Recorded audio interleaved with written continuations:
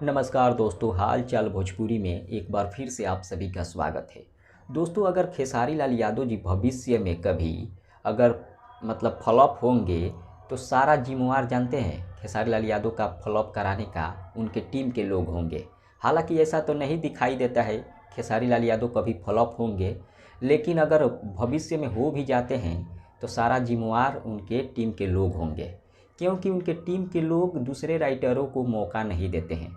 जो पुराने राइटर है, जो अच्छे अच्छे गाने लिखते हैं, उनको ये लोग कभी मौका नहीं देते हैं।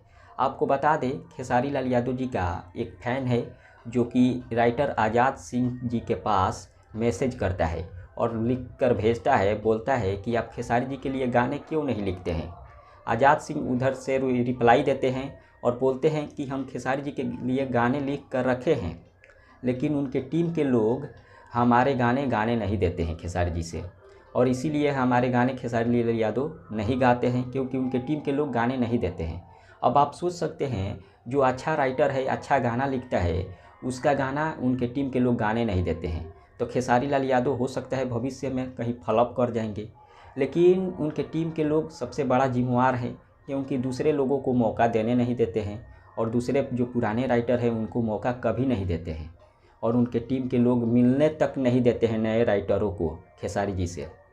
एक बहुत बड़ा क्वेश्चन मार्क है, क्योंकि उनके टीम के लोग खेसारी जी को बर्बाद करने में लग गए हैं। अपने गाने लिखते हैं, अपने म्यूजिक डायरेक्टर रहते हैं, और हर गाने में खेसारी जी का म्यूजिक सेम रहता है, कुछ खास म्यूजिक नहीं रहता है। म्यूजिक ऐसा बनना चाहिए कि म्यूजिक बजते ही पता चल जाना चाहिए कि हाँ, ये खेसारी जी का गाना है और ये वाला गाना है, लेकिन कोई ख़ास म्यूजिक नहीं रहता है। हर गाने में एक ही जैसा म्यूजिक रहता है। फिलहाल आपका क्या राय है, कमेंट करके ज़रूर बताइएगा। मिलते हैं अगले वीडियो में। धन्यवाद।